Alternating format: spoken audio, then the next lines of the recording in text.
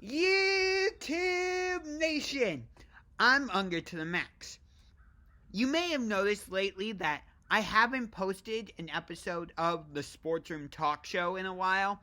Lately, the type of content you've been getting on the channel is in-game footage from various stadiums and arenas that I've attended, episodes of So What's the Catch, and the sports channels. By the way, if you haven't done so already, go over to the So What's the Catch YouTube channel and punch that subscribe button like a UFC fighter, and go over to the Sports Journal's YouTube channel and punch that subscribe button like a UFC fighter. I will put the links to both of those channels in the description of this video. But part of the reason that I've been posting episodes of So What's the Catch in the sports channels is because I've been going through a little bit of a creative funk. It was this weird thing where I had these ideas in my head of videos I wanted to record and post on the channel for you to watch and listen to. But then I would go to actually start recording and I would just be like this. Nothing. And it was the most annoying thing because, again, I had these ideas and I would go into my recording studio and I would say, okay, I'm going to record a video about XYZ today. But then, like I just said, I go to record the video and nothing. Oh yeah, and there's also this little situation. At the end of February, I broke my humerus in my Essentially, I broke my elbow. So yeah, I had to get surgery in early March, and yeah, I just haven't been able to get into a real groove. But now I'm gonna try and get back into posting the SportsRoom TalkShow on the channel once again. And you may have noticed that today I'm not in my recording studio like I usually am. And that's not because I'm never going to be recording videos in there again. Don't worry, I will be. That's where I'm going to be doing my Cleveland Browns video collaborations. Those are not going anywhere. My video collaborations in general are not going anywhere. If the Cleveland Cavaliers get into the playoffs, I'm going to try and find a YouTuber for the opposing team. Maybe not preview every single game because that might get a little bit excessive, but maybe do like game 1, game 2 at least. So we'll see. But speaking of which, that's what I actually want to make this video about. I know everybody's talking about the whole Baker Mayfield situation, and I guess I will talk about that a little bit. I personally don't want Baker Mayfield to be our quarterback this coming season. Yes, I know we went to the playoffs in 2020, but if you look back at that season, it was an anomaly all the way around. Think about how many things the Browns needed to go right for them in that season in order to even get into the playoffs. And I know, we went into Pittsburgh and beat the Steelers. But think about it. Why did we get a 28-0 lead? Was it because we were playing so well out of our minds? Maybe a little bit. But I would say it was more because the Steelers were shooting themselves in the foot and committing self-inflicting wounds. Like, go back and watch the very first snap of the game. Right over Big Ben's head. Self-inflicted wound. Shooting yourself in the foot. And then, in the AFC divisional round against Kansas City, the only reason we were able to come back and make that as close of a game as we did was because Patrick Mahomes got injured. So Chad Henne had to come in and play. I would venture to guess that if Patrick Mahomes did not get injured, we would have lost that game by at least 20 points. Kansas City was on their way to absolutely rolling over us and just blowing us out of the water. But people are going to say, oh, but Baker Mayfield was injured this season, yada, yada, yada, yada. Okay, guess what? We've had 4 years of footage on him. We know what type of quarterback he is.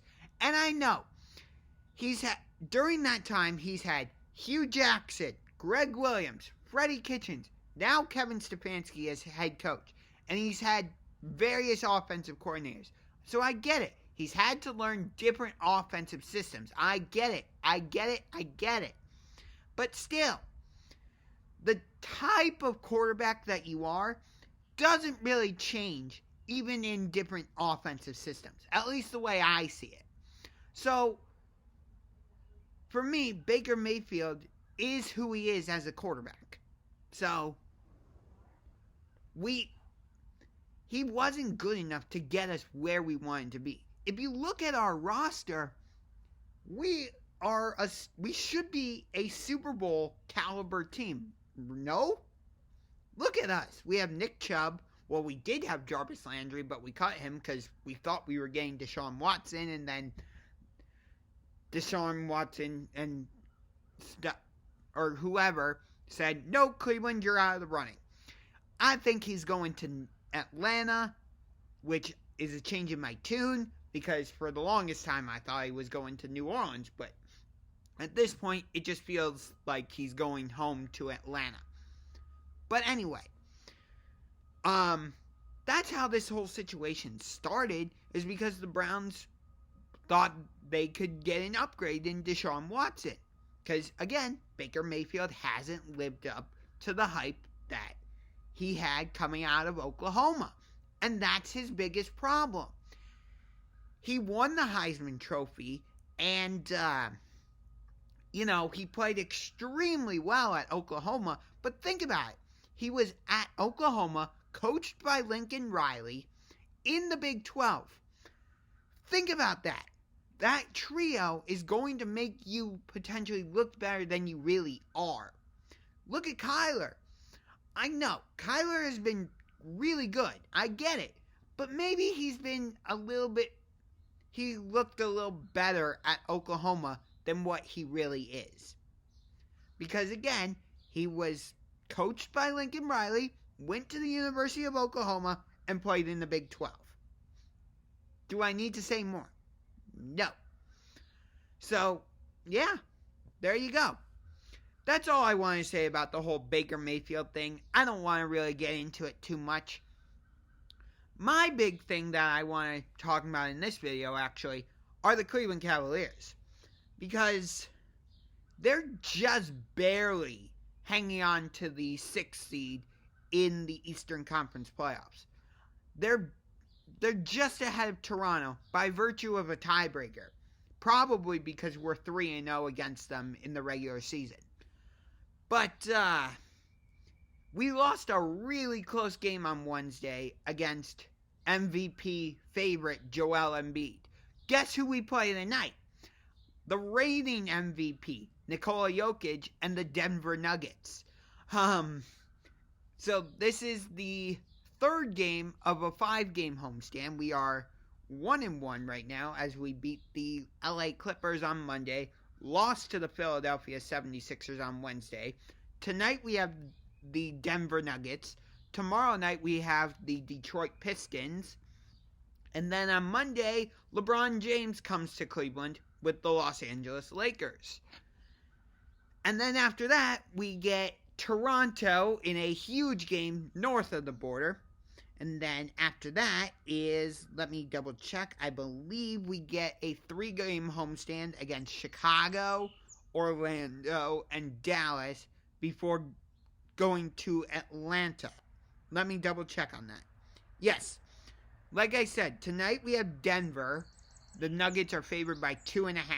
Then the Pistons on Saturday. Lakers on Monday. We go to Toronto on Thursday the 24th. And then we get a 3-game homestand.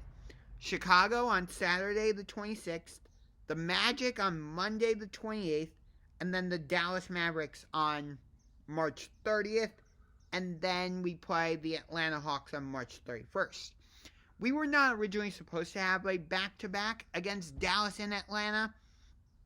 The game at Atlanta is a makeup from December 19th. And then in April, we play at the Knicks on April 2nd. We host the 76ers on April 3rd, so I hate that back-to-back. We're at Orlando on April 5th, at Brooklyn on April 8th, and we host Milwaukee on April 10th. So, not an easy schedule to close out the regular season. And we're dealing with a lot of injuries right now. Colin Sexton is out for the year. Jared Allen is out indefinitely. Rajon Rondo is injured. Dean Wade is injured. So, it's tough. But here's my thing. And I wrote an article about this for King James Gospel on Fanside, which King James Gospel is the Cleveland Cavaliers page. Because of the changing expectations throughout the season, at the beginning of the season, I predicted the Cavaliers would win 30 games. But maybe I didn't think that was going to be good enough to even get into the play-in tournament, because I thought the play-in tournament teams would be getting 35 wins, maybe 40. And then I thought we would be nowhere near the top 6 because, again, top 6 you're getting 40 to 45 wins, I would say. Somewhere in that range. But right now, when I look at our record, we are 39-30. So if we beat the Nuggets tonight, we get our 40th win. But if we fall into the play-in tournament, yeah, I could see why people would say it's a successful season because, again, nobody predicted the Cavaliers to be in the position they are. But as the season has progressed, our expectations have changed.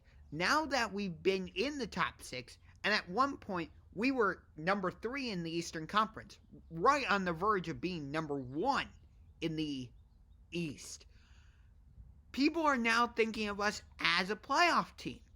Not a play-in tournament team, a playoff team, which means top 6.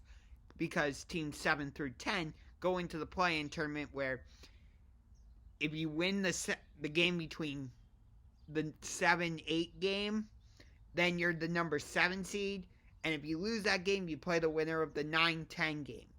And the winner of that game becomes the number 8 seed. Yada, yada, yada. So, if the Cavaliers fall into that play-in tournament zone, I would say it's a failure. Because, again, the changing expectations.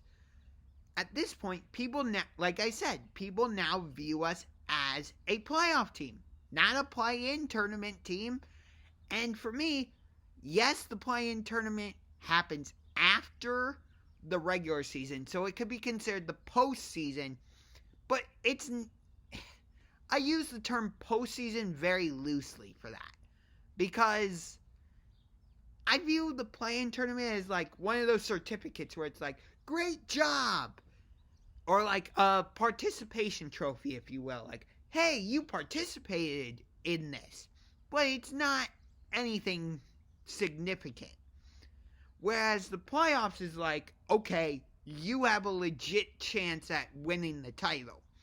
I mean, yeah, you gotta win 16 games because you got the first round, which is the Eastern Conference quarterfinals, then the Eastern Conference semifinals, then the Eastern Conference finals, then the NBA finals. So, do I think the Cavaliers are going to do all that? No, I'm realistic. But I think depending on the right matchup, we could potentially win a first round series. Right now, we would be slated to play Philadelphia. Even with James Harden being added, I think we could potentially win that series. Actually, now that I think about it, no. No, I don't think we could, actually. But I think we could give Philadelphia a really good fight. Maybe even push the series to the full 7 games.